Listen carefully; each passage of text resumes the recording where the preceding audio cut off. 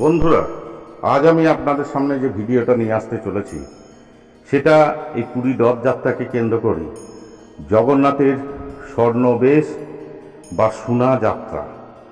আপনারা অনেকে হয়তো ভিডিওতে অনেকে টিভিতে দেখেছেন বা দেখেননি, তাহলেও আমি আজকে আপনাদের সামনে এই ভিডিওতে আমি সোনাবেশ নিয়ে বিস্তারিত আপনাদের সামনে বর্ণনা করব। কেন সোনাবেশ হয়, কেন রথের সময় হয়, এই সমস্ত জিনিসটা। আজকে সাউন্ডে হয়তো অনেক ডিস্টার্ব আসতে পারে, নিজ গুণে একটু ক্ষমা করে দেবেন। তো চলুন ভিডিওতে যাওয়া যাক, আর আপনারা দেখতে থাকুন আর এনজয় করতে থাকুন জগন্নাথের সোনাবেশ। যখন সূর্য অস্ত যায় আর পুরীর আকাশে সোনালি আলো ছড়িয়ে পড়ে, তখন শুরু হয় এক অলৌকিক দৃশ্য। হাজার হাজার ভক্তের চোখে তখন প্রতিফলিত হয় এক মহাজাগতিক শোভা, জগন্নাথ দেবের সোনাবেশ।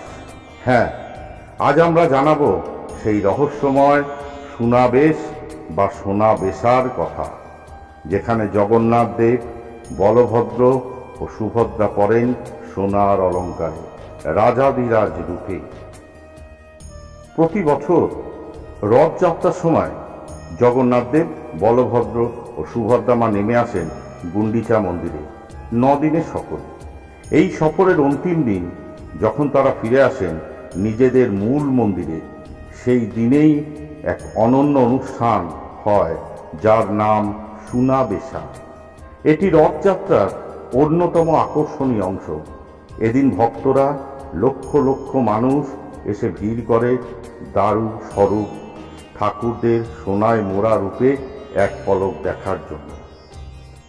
সোনা শব্দের অর্থ সোনা, আর বেশা মানে সাজসজ্জা। এই দিনে ভগবান জগন্নাথ, বলভদ্র ও সুভদ্রা তিনজনেই ধাতব অলঙ্কারে সুসজ্জিত হন। বিশ্বাস করা হয় প্রায় 200 কেজিরও বেশি সোনার অলঙ্কারে ব্যবহৃত হয় এই সাজ। ভাবুন একবার, সোনার তলোয়ার, চক্র, শঙ্খ, হার, কাঁধে সোনার ঢাল, সব কিছু যেন রাজার রূপে তাকে সাজিয়ে তোলা হয়। এই অলঙ্কারগুলো বানানো হয়েছিল বিভিন্ন রাজাদের অনুদানে, বিশেষ করে গজপতি রাজবংশের কাছ থেকে। এই অলঙ্কার সব সময় সুরক্ষিতভাবে রাখা হয় মন্দিরের ভাণ্ডার ঘরে, যেটা রত্ন ভাণ্ডার নামে পরিচিত, এবং শুধুমাত্র এই বিশেষ দিনে সেগুলো বের করে ঠাকুরদের সাজানো হয়। এই দিনটিতে পুরীর প্রধান পথ এবং গ্র্যান্ড রোড ভরে যায় লাখো লাখো ভক্তের সমাগমে। কেউ মাথায় করে প্রসাদ নিয়ে আসে, কেউ বা শুধু এক ঝলক দর্শনের আশায় 100 কিলোমিটার হেঁটে আসেন। অনেকের মতে এই রূপে জগন্নাথ দেবকে দেখা মানে হাজার যজ্ঞ করার ফলে সমান পুণ্যলাভ। অনেকে চোখের জল ধরে রাখতে পারেন না, এমন এক রাজার রূপ, যেন স্বয়ং বিষ্ণু রাজ সিংহাসনে বসে আছেন এই মর্তে। পুরী শহর তখন শুধু এক শহর নয়, তা হয়ে ওঠে এক জাগ্রত তীর্থক্ষেত্র।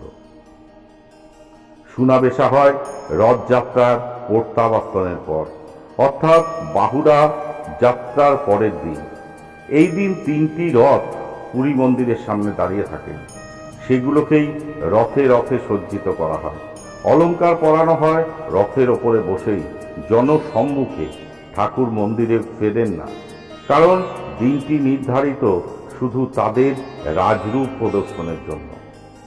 সোনাবেশায় যে অলঙ্কারগুলো ব্যবহৃত হয় তার কিছু পরিচিতি নাম আমি দিলাম, যেমন সোনা চক্র, গোল্ডেন চক্র; সোনা গদা, গোল্ডেন গদা; সোনার কনখা, হেভি গোল্ড নেকলেস; চন্দ্রবদন অলঙ্কার, তলোয়ার, ঢাল এবং মুকুট। এই সব মিলিয়ে একটি পূর্ণাঙ্গ রাজসজ্জা তৈরি করা হয়। এমন সজ্জা বছরে কেবলমাত্র এই একটি দিনেই দেখা যায়। অনেকেই বলেন এই সোনাবেশা প্রথার শুরু 1500 শতকে গজপতি রাজাদের আমল। তারা জগন্নাথ দেবকে তাদের ইষ্ট দেবতা হিসাবে দেখতেন এবং বিশ্বাস করতেন রাজা যে জগন্নাথের সেবক মাত্র তিনি। অনেক ইতিহাসবিদ বলেন এই সোনা দিয়ে সাজানো সাজটি আসলে এক রাজবাদেরই নিদর্শন, যেখানে ঈশ্বর স্বয়ং রাজা আর মানুষ তার প্রজাপতি। সুনাবেশা শুধুমাত্র এক ধর্মীয় অনুষ্ঠান নয়, এটি এক আধ্যাত্মিক অভিজ্ঞতা। এটি দেখলে বোঝা যায় কিভাবে হাজার হাজার বছর ধরে বিশ্বাস ও সংস্কৃতি ও ভক্তি মিলে মিশে এক হয়ে এক অপূর্ব দৃশ্যপট তৈরি করেছে। আপনিও যদি জীবনে একবার এই অলৌকিক দৃশ্য দেখতে চান, তাহলে রথযাত্রার সময় পুরীতে উপস্থিত থাকুন, কারণ সোনা দিয়ে মোড়া এই রাজার রূপ চাক্ষুষ করলেই বোঝা যাবে জগন্নাথ সত্যিই জগন্নাথের রথ।